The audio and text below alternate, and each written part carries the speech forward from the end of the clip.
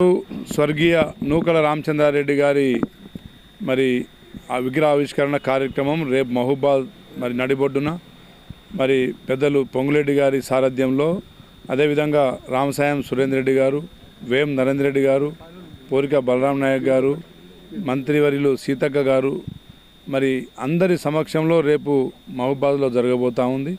అందరూ అదేవిధంగా మరి ఆ విగ్రహావిష్కరణ తర్వాత నూతనంగా ఎన్నిక కాబడ్డ సర్పంచుల సన్మాన కార్యక్రమం కూడా మరి పొంగులేటి గారి చేతుల మీదుగా, సురేందర్ రెడ్డి గారి చేతుల మీదుగా జరగబోతుంది.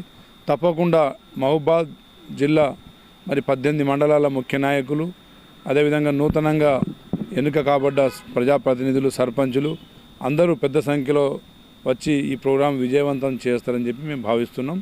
తప్పకుండా తెలంగాణ రాష్ట్రంలో మరి నూకల రామచంద్రారెడ్డి గారు మరి ఆనాడు సంజీవ్ రెడ్డి గారి క్యాబినెట్లో, కాసు బ్రహ్మానందరెడ్డి గారి క్యాబినెట్లో, జలగం వెంగళరావు గారి క్యాబినెట్లో మరి మంత్రివర్యులుగా, ఆర్థిక శాఖ రెవెన్యూ శాఖ మాత్యులుగా మరి ఈ ప్రాంతం నుండి ఒక తెలంగాణ బిడ్డ మరి ఆనాడు ముఖ్య భూమిక పోషించిన ఒక మరి నీతివంతమైన రాజకీయాలకు నిలువెత్తు మరి ఆదర్శం మన నూకల రామచంద్రారెడ్డి గారు. మరి స్వయాన సురేందర్ రెడ్డి గారి స్వయాన బావగారు, మరి వారి వారసత్వంగానే సురేందర్ రెడ్డి గారి ఇక్కడ రాజకీయ ప్రస్థానం మొదలైంది. తర్వాత డోర్నకల్, మహబూబాద్ పరిసర ప్రాంతాల అభివృద్ధికి పునాదులు, ఆనాడు తెలంగాణలో అభివృద్ధికి పునాదులు, అదేవిధంగా పేద బడుగు బలహీన వర్గాల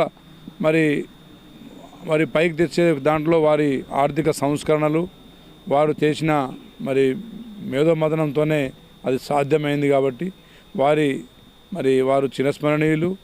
తప్పకుండా వారిని భవిష్యత్ తరాలకు వారి ఆదర్శాలను అందించే విధంగా మరి వారి ఆశయాలను సాధించే దాంట్లో మరి కాంగ్రెస్ పార్టీ నాయకులంతా, కుటుంబ సభ్యులంతా సమిష్టిగా ఈ కార్యక్రమం తీసుకున్నాం.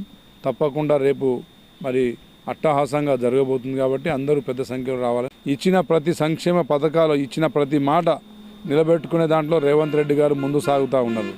అదేవిధంగా హైదరాబాద్ని ప్రపంచ పటంలోనే హైదరాబాద్కి ఒక చరిత్ర సృష్టించే విధంగా, హైదరాబాద్కి ఒక పేరు వచ్చే విధంగా ముఖ్యమంత్రి గారు మరి 4th సిటీ, అదేవిధంగా విజన్ 2047 లక్ష్యంతో ముందు సాగుతూ ఉంటే మరి ఈర్ష్యతోని కేసీఆర్ గారి కుటుంబ సభ్యులు కేటీఆర్ గారు, హరీష్ రావు గారు మరి మూకుమ్మడిగా ముఖ్యమంత్రి గారి మీద మాటల దాడి చేయడం, ఇది వాళ్ళ రాజకీయ అవివేకానికి నిదర్శనం అని చెప్పేసి తెలియజేస్తున్నా. ఈ తెలంగాణలో రాజకీయ భాష కానీ సంస్కృతి కానీ చెడగొట్టింది మీరు. కేసీఆర్ గారే ఈ తెలంగాణ మరి రాజకీయ పరిభాషను మార్చింది. మరి ఈరోజు కేటీఆర్ గారు, హరీష్ రావు గారు, మా ముఖ్యమంత్రి వర్యులు రేవంత్ రెడ్డి గారు చేస్తున్న అభివృద్ధి ఓర్వలేక ప్రతి దాంట్లో మరి అడ్డం పడుతూనే మరి మా నాయకుడిని నిందలేసే విధంగా మరి మాట్లాడిన భాష, ఈ సంస్కృతి, ఇది భవిష్యత్ తరాలకు మంచిది కాదు. ఇప్పటికైనా కేటీఆర్ గారు, హరీష్ రావు గారు మీ బుద్ధి మార్చుకోవాలి. కేసీఆర్ గారు తెలంగాణ ఉద్యమం ఏనాడు చేయలే. వారు ఎప్పుడు రాత్రంతా పురుగులు తిన్న బల్లి మరి రోజంతా దేవుని పడం వెనకాల చేరినట్టు ఉద్యమాలు విద్యార్థి నేతలు, ఉద్యోగ సంఘాలు చేస్తే ఉద్యమాలు సాగినాయి. తెలంగాణ ఇచ్చింది సోనియా గాంధీ గారు. ఆనాడు పెద్దలు సురేందర్ రెడ్డి గారు, ప్రణబ్ ముఖర్జీ గారిని ఒప్పించి తెలంగాణ జయపాల్ రెడ్డి గారు కృషితోని వచ్చింది తెలంగాణ. ఆ తెలంగాణ మేము తెచ్చుకున్నామని మీరు చెప్పినంత మాత్రాన అది వాస్తవం కాదు. అది చరిత్రను ఎవరు మర్చిపోరు. మీరు ఎంత మాట్లాడినా, ఎన్ని అవాకులు పేలినా ముఖ్యమంత్రిగా రేవంత్ రెడ్డి గారు 20 సంవత్సరాలు ఈ రాష్ట్రాన్ని ఏలడం ఖాయం. తప్పకుండా ఈ తెలంగాణ ప్రజలే మీ అహాన్ని తగ్గించే దాంట్లో తెలంగాణ ప్రజలే భాగస్వాములు అవుతారనేది కూడా అంతే ఖాయమని చెప్పి తెలియజేస్తున్నా.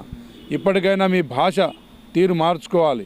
లేదంటే తెలంగాణ ప్రజలే మీకు 23 ఎన్నికల్లో వాతలు పెట్టిర్రు, తర్వాత 24 పార్లమెంట్ ఎన్నికల్లో వాతలు పెట్టిర్రు, మొన్న జూబ్లీ హిల్స్లో సర్పంచ్ ఎన్నికల్లో కూడా మీకు బుద్ధి చెప్పిర్రు. అదేవిధంగా భవిష్యత్తులో సంస్థాగత ఎన్నికలు కావచ్చు, అసెంబ్లీ ఎన్నికలు కావచ్చు, కాంగ్రెస్ పార్టీ ఇచ్చిన పథకాలే కాంగ్రెస్ పార్టీని, మా నాయకుడిని భవిష్యత్తులో ఇంకా 20 సంవత్సరాలు నాయకునిగా నిలబెడతామని చెప్పి మేము ధీమాతో చెప్తా ఉన్నాం. మీరు మీ భాష 10 సంవత్సరాలు రాష్ట్రాన్ని దోచుకొని 10 సంవత్సరాల్లో రాష్ట్ర ప్రజల్ని వంచించి మరి పథకాల పేరుతోనే మీరు మోసాలు చేసి రాష్ట్ర ఆర్థిక వ్యవస్థను మొత్తం ప్రజాధనాన్ని మొత్తం కొల్లగొట్టి ప్రజా ఆస్తుల్ని అమ్మి ఈరోజు మీరు మాట్లాడితే ప్రజలు ఒప్పుకుంటారని అనుకుంటున్నారా?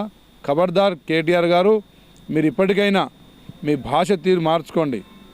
మీరు ఒక ముఖ్యమంత్రి స్థాయి వ్యక్తిని పట్టుకొని మీరు మాట్లాడే భాష ఎంతవరకు అది న్యాయమో ఒక్కసారి ఆత్మవిమర్శ చేసుకోండి.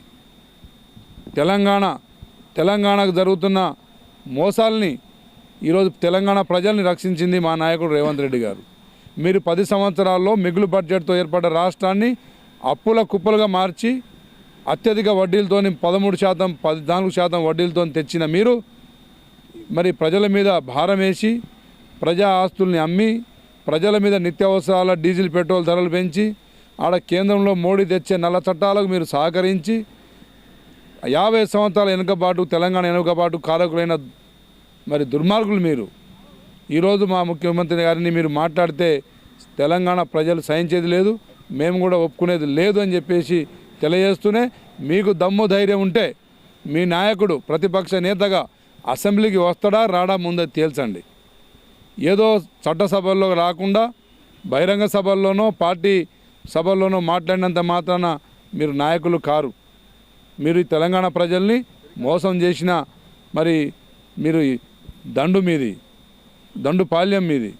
ఇప్పటికైనా చట్టసభలో రండి, ఏదైనా ఉంటే ధైర్యంగా మీరు చేసిన అభివృద్ధి గురించి మాట్లాడండి.